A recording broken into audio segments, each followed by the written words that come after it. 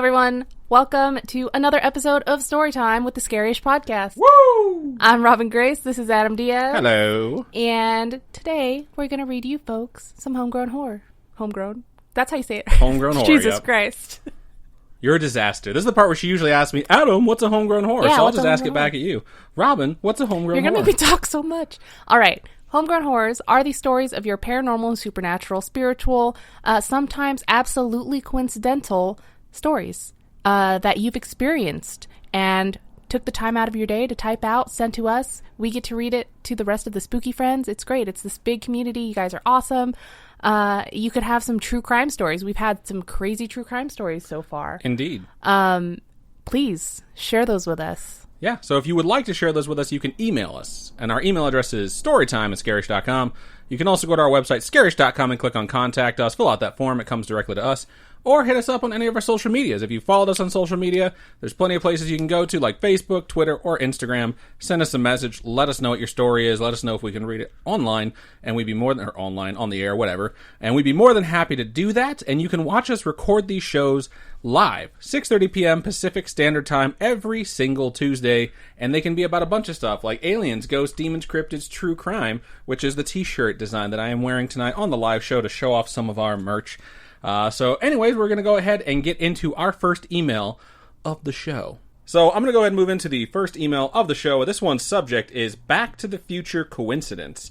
That sounds kind of exciting. I really hope time travel is involved here and not just the movie. Starts out like this. Hi, Adam and Robin. Hello. Hello. That's us. That is us. Oh, wait, before we get started, I need to say one thing. So Spooky Mom is down this week. She had surgery on her mouth, and it's something that put her down pretty hard last time she had it.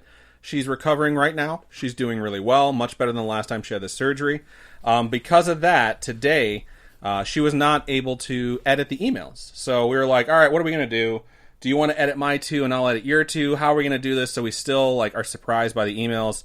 And Robin had the suggestion. It was something that I was also thinking about, too, maybe we should reach out to Sam, the OG fan from Isle of Man, who now lives with Andrew.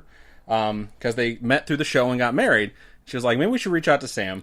And I was like, you know what, I've been thinking about that a lot too. So we reached out to her yesterday. And I was like, yo, got a big favor to ask. If you're free, do you think you could edit 4 emails for us? And she was like, abso-fucking-lutely. I think she was actually classier in her response. She was like, absolutely, I'll take care of that for you.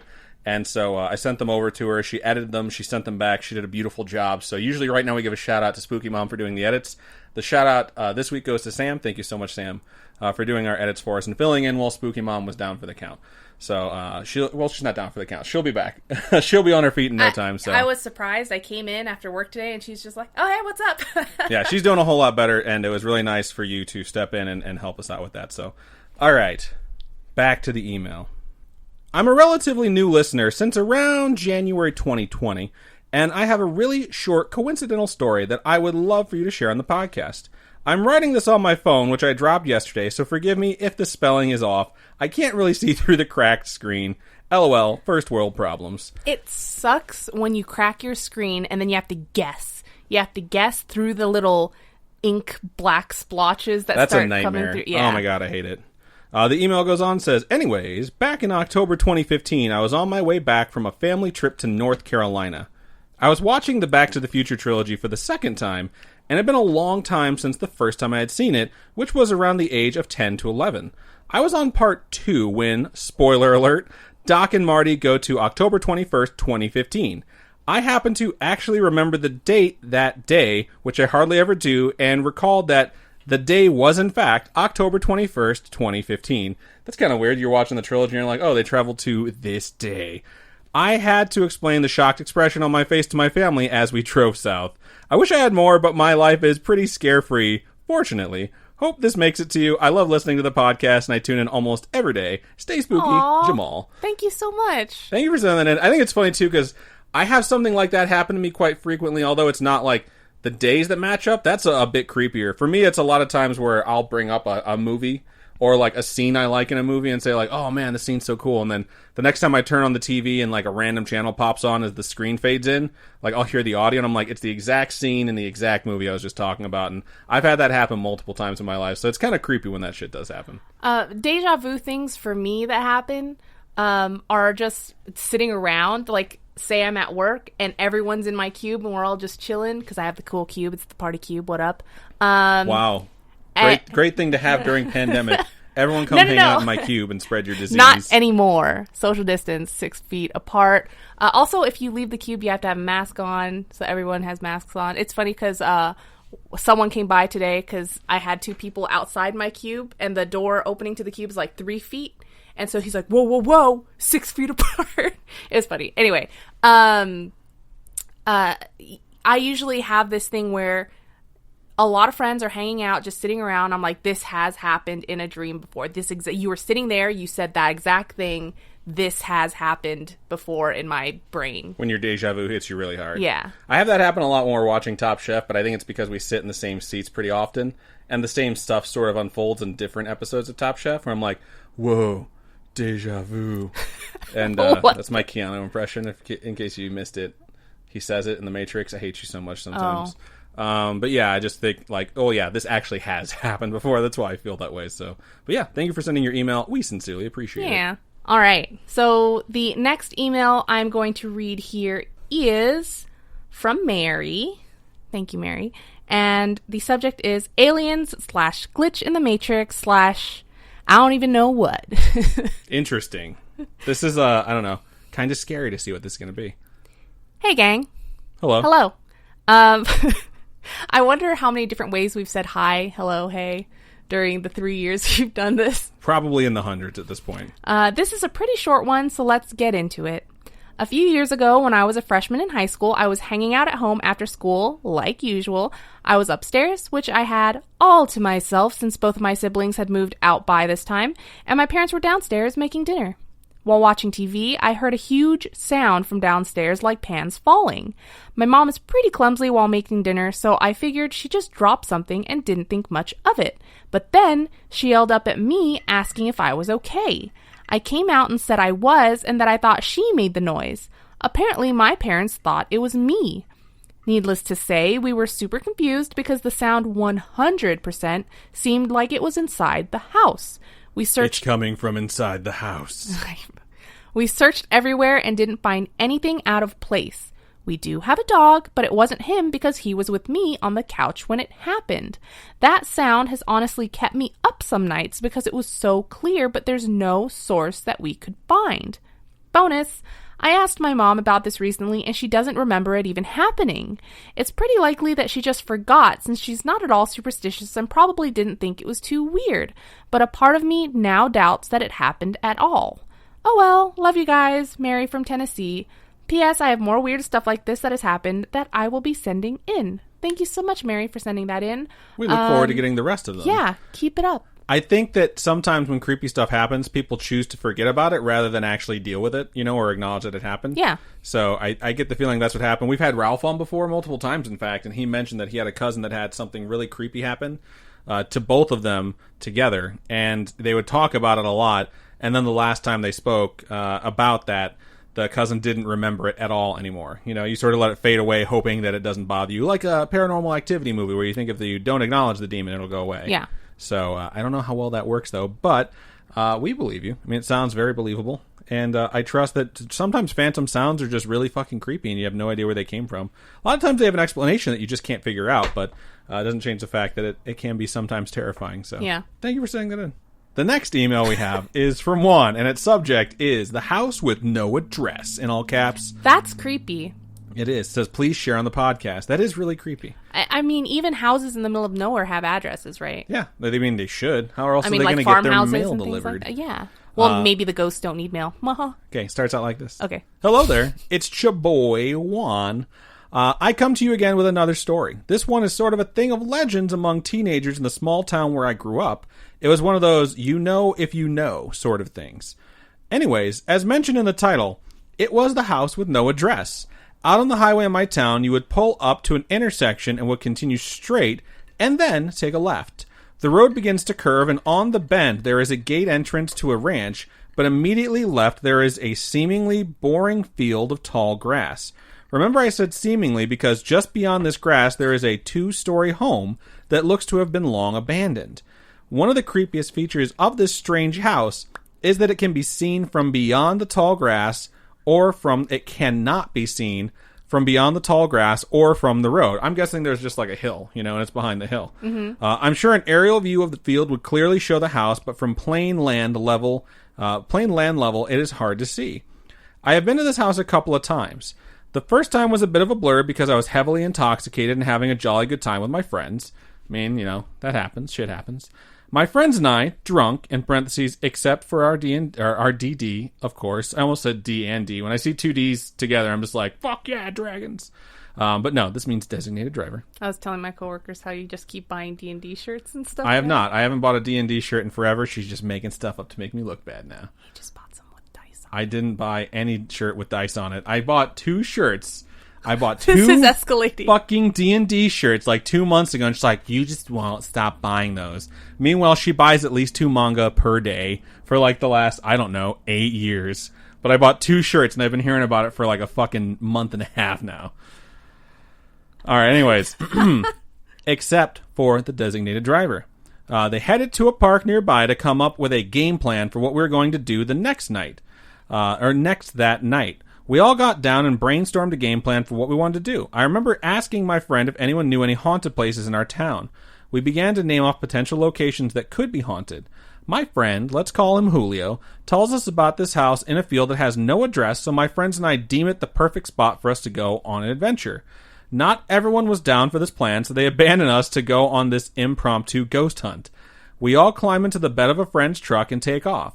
We got to just outside the field where the house was located, and the driver parked behind the grass, facing the way we came in, so if we needed to make a quick retreat, we could. We got flashlights out of the truck and followed my friend as he led us to the infamous house with no address. Who has flashlights, just ready in their truck? Because I don't have a single flashlight in my car, which is bad. Always have survival things like flashlights and a blanket in your car. Have a kit in your car. Maybe they stopped and picked up flashlights because they decided they were going to go ghost hunting. Okay. Who knows? In the Plitchback... It sounds like a really shitty band. It's like, oh my god, you listen to Plitchback? They're the worst. I mean, they have that song, Photograph. Yeah. Every time I do it makes me laugh. In the pitch black night, with nothing but the glow of the moon, we see the dark outline of a house appear. You may be thinking, why aren't we using the flashlights in the grass? Well, I don't know. I was drunk. We walk up to the house, turn our flashlights, and go inside. Opening the door, we see a large room filled with shelves and lots of glass jars. Some had been filled with buttons, but many of them were empty. Or as Robin would say, butt-tins. What? Did they actually type that in? No. Oh. I'm just saying that because you pronounce both T's in words with double T's. The floor was filled with broken glass. T's for recent pitch. The floor was filled with broken glass and shelves that had fallen over. We continued into the next room with an uneasy feeling as we got deeper into this house. I immediately wondered what we would do if something were to happen and how we would explain where we were. The cryptic description of the house with no address doesn't give off a swift rescue vibe.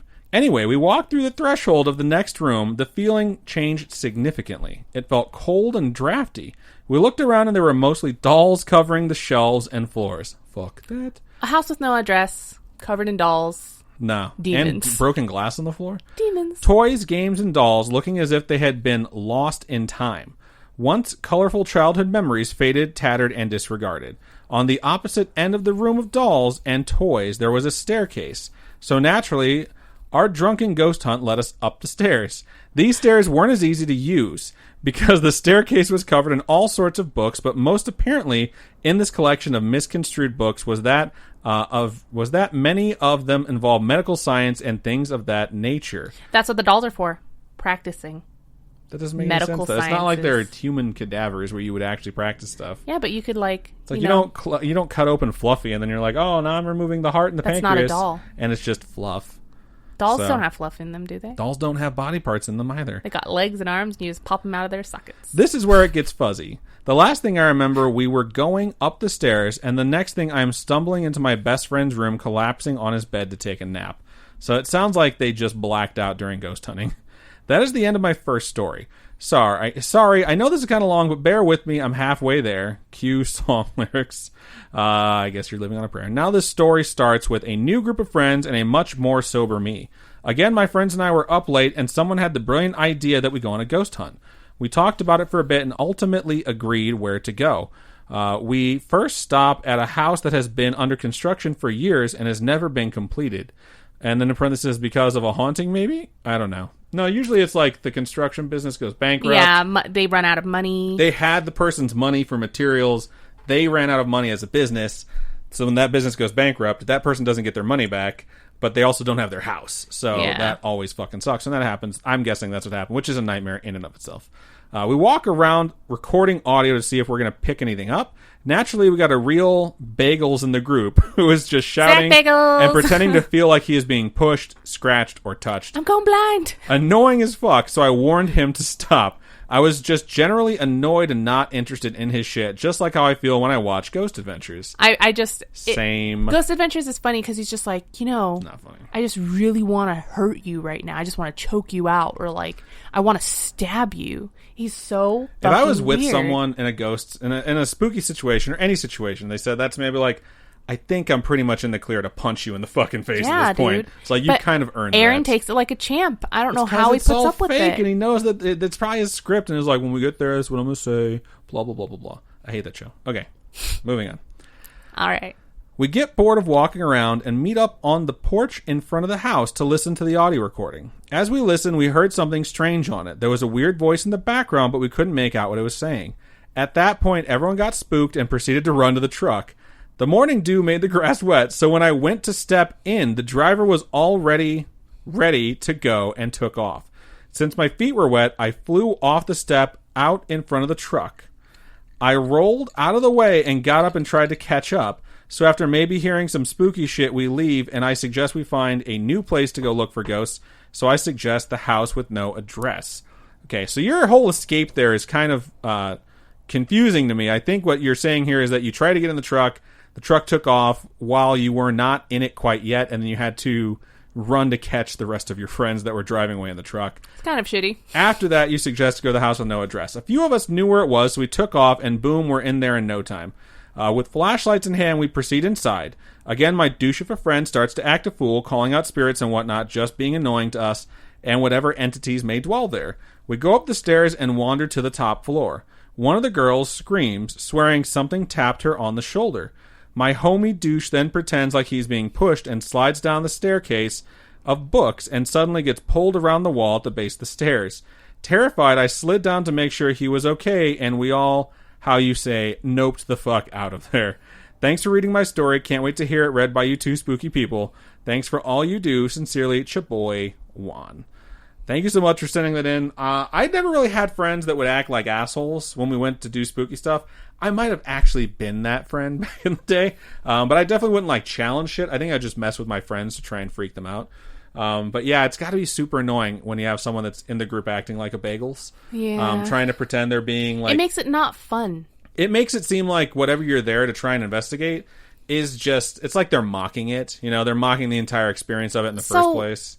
How the BuzzFeed Unsolved guys do it is a really good way because Shane is the skeptic. So he's the one that's like, hey there, demons, it's me, your boy, you know? But he's not as obnoxious as... he doesn't get possessed every episode. Right. He's just like, nothing's happening. What are you going to do about it? And he's like, if you really want to do something, you have permission to like scratch me or whatever right now. But he's not like, oh my God, I'm going blind. Oh my gosh, I want to murder you right now, you know? I don't know. I love those two. They're funny. Anyway. I'm just wondering if the house is dilapidated and condemned, so they took the address off of it so it doesn't have like mail to be delivered to it at this point. Interesting. So I'm not sure how that works where a house would have its address like rescinded or whatever until like a new property would be built there. But then again, it would be really hard to sell the lot without an address for people to look up. I guess you just have to give them the lot. Well, the lots have addresses. The house might not have an address, but lots definitely do. Yeah, it's a wonder. Well, but maybe someone just fucking built the house and didn't get it like, what do you call it, permitted or anything like that. They're like, yeah, we're just going to live here. We don't even give a shit. We're going off the grid. So, yeah, that's my theory. But yeah, that's what I'm going to go with. All right, cool. So before we move into our next story, we are going to take a really quick commercial break. And we're back. All right. So this next email here and final email of the show is from Kia Virtanen. And the subject is static on TV. Ooh, that's some poltergeist shit. I'm going right to add there. static on the TV is the fucking worst thing to wake up to. Or in blackouts when TVs used to do that. Oh yeah, when they turn back Holy on, shit. all you see is that, and it's the loud loudest. noise. Why did that happen? Why did it switch to the loudest volume possible? I don't know. It was a weird glitch in the Matrix in the construction of TVs back in the day, where it's like, well, if the power goes out and it comes back on, it's basically a gateway to another dimension. Hi, Adam and Robin. Hello. Greetings from Finland. Hello, greetings from the USA. Interesting. Finland. I apologize in advance for my English, as it is not my first language. It's totally cool. It sounds pretty good so far. I know 0 words in Finnish, so I found your podcast from Spotify some time ago, and I've been loving your guys' work. Thank you. Thank you. My favorite episodes so far have been the ones about the different cultures, legends, and creatures. I wondered if you could do something similar about Nordic mythology. Absolutely. I will probably get there because mythological creatures and things like that are some of my favorite things. I'm also a huge fan of the Homegrown Horror segment. Yay! That's awesome. We love hearing when people love the Homegrown Horror episodes, the Storytime episodes, because it's really mixed. Some people hate them, some people love them, and we've had people tell me like, I don't even listen to Homegrown Horrors, and then I've had people say like, I only listen to Homegrown Horrors. It's, I'm like, it's just such a toss-up. Awesome, that's insulting either way, but I'm happy that you like both of them. I would also like to point out that a book that I like to pull a lot of stuff from, I have right next to the desk right here. It's the Ultimate Encyclopedia of Mythology, and it has like Encyclopedia of it has like each region and all the different legends and their backgrounds and stuff like that. I actually haven't used it in a while, so maybe it's time to go into some Nordic stuff. That'd be really fun. When I listened to episode 8, the story about the radio made me think of an account of my own. I think it was like the radio came on by itself. Yeah, type thing. I think I remember that. I'm going to I'm going to preface this a bit. I live with my sister, mom, and our dog, a 13-year-old Cairn Terrier. Cairn? I think that's how you say it. The dog's name is Allie. Super cute.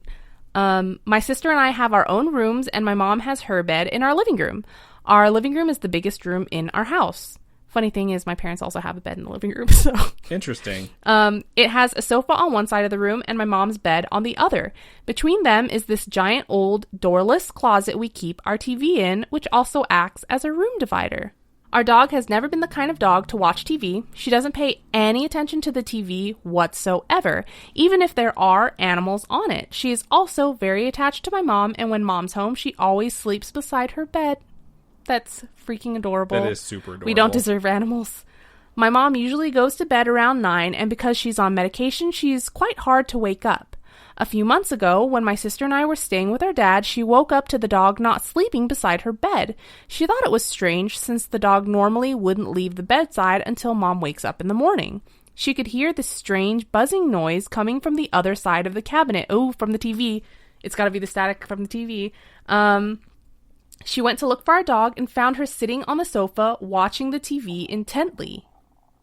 Did you just hear my stomach? I'm going to mark it because I want to know if that actually came through on the microphone. All I hear is like, gurgle, gurgle.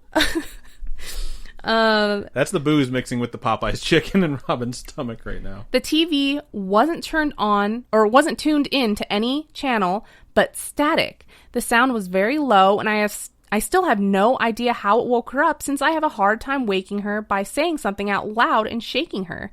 She didn't think anything of it, so she turned the TV off and went back to bed, and the dog followed her as if nothing happened. Naturally, when she told me, I chalked it up to her being disoriented from her meds and the dog probably turning the TV on by accident. Until it happened to me. Oh, fuck, dude. That's like super creepy. Poltergeist right there, with the dog staring at the TV, even though in Poltergeist it's the light shooting out of the TV. But did the dog turn around and be like, they're here? Because that would be haunting, because it's a dog. Dogs don't talk. Well, our dog... Unless they say mama. Totally started chasing lights after the Poltergeist. God, it's so weird. And she hasn't stopped yet either. It was... watch it again and maybe it'll like close the loop for her. Maybe. I don't know. That movie's kind of scary. It was the middle of the night, and I woke up needing to go to the bathroom. The bathroom door is right next to the living room door, which my mom insists on keeping open. When I went to open the bathroom door, I noticed the living room was dimly illuminated by the TV screen. Our dog was perked up on the sofa, staring at the quietly crackling static screen in the otherwise completely dark room. I shuffle into the living room and look for the remote. It's not on the couch or anywhere near her. I finally found it on the windowsill. Our dog couldn't have turned the TV on even if she wanted to. I quickly turned the TV off, and as soon as I did, the dog jumped down from the couch and went back to sleep beside Mom's bed. I was so scared I speed walked back to my room. After that, it has been happening consistently at least a few times a week. That's terrifying. What if something's communicating with the dog through the TV? What is that one movie about the static in the TV? Poltergeist? Was it called Static? Not Frequency. It can't be Frequency. Nope. Frequency is the one about the radio. Jim Caviezel. White Noise. Oh, okay. White Noise. The one about the spirits and the static of the TV. I've never seen it. I've never seen it either. We should watch it. We should check and see if it's on Amazon because we can watch it the week after next. That's true. It's a good call. The thing is, the TV is not always static when this happens. Our TV has a little light under the logo which blinks white a few times when you turn it on and red when off. A couple of times the TV has been seemingly off, but the light in the bottom is red, not blinking, and the screen is black but casting some light, like if you paused a completely black screen in a movie. And when you try turning it off, it turns on instead. It's weird, but the TV is getting old, so we think it might just be broken. Just chuck it. Just get rid of it. Maybe it's possessed, who knows? Or unplug it and see if it still happens. If it still happens with it unplugged, it is definitely a demon. Like that one Freddy Krueger movie we watched recently where the kid was watching the mom's horror movie. New Nightmare. And the TV was fucking unplugged because she unplugs it in the beginning of the movie. And you don't realize that it's unplugged until it like pans down and shows you. Yeah. Anyway. Just like that. Let's hope that happens. Going back to the static, though, it's odd since when you turn the TV off and on again, it goes back to the normal channels. That doesn't happen if you manually make the TV go static and then turn the TV off and back on.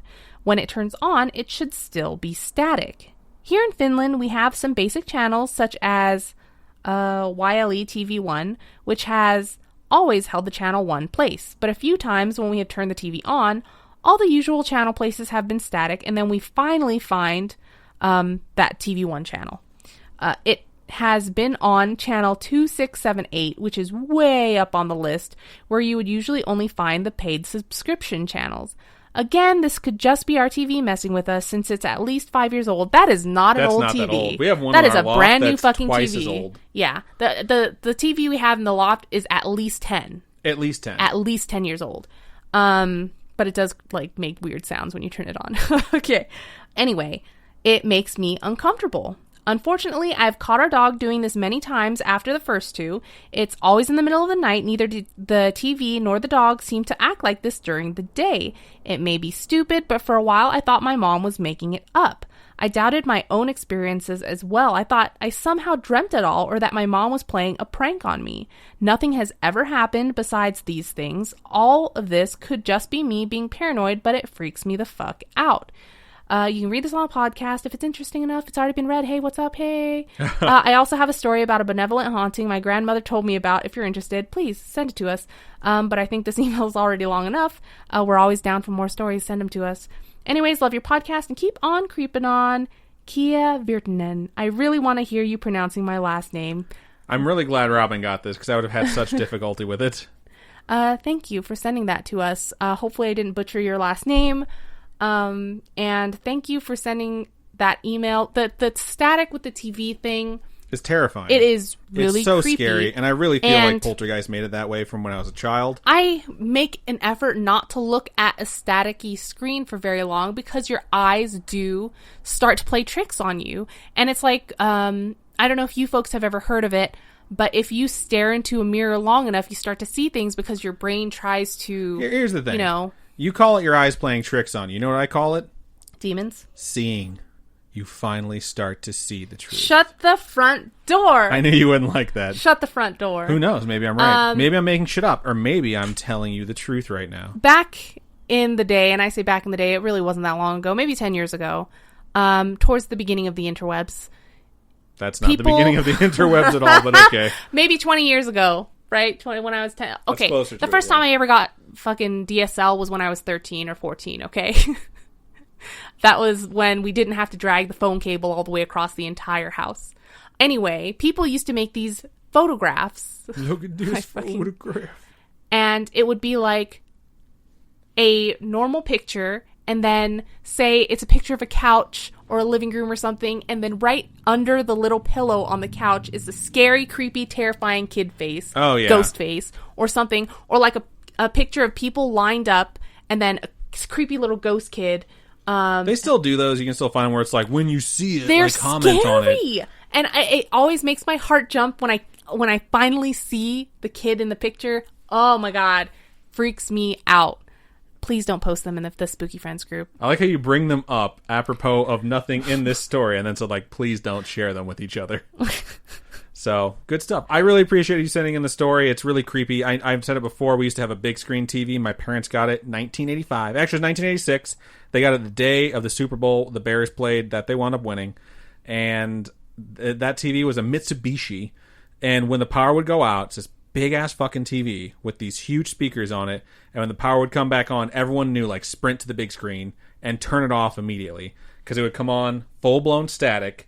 And just so fucking loud it would shake the house. Whoa. It was nuts. So, like, that was always something where if that happened randomly in the middle of the night, you'd be like, oh, we had a power flash, you know? Yeah. It's like the power must have gone on and off really fast. But if the clocks weren't reset, you'd be like, oh, no, that's a demon. So, yeah, I totally understand the paranoia, and it's just not something that's natural. And if my dog was doing that in the middle of the night, I would trust my dog's instincts. So, yeah, I totally understand what you're saying. I want to go ahead and thank everyone who sent in their stories this week. We sincerely appreciate it. It is so much fun to share the stories you folks send us, and we get to read them at the same time.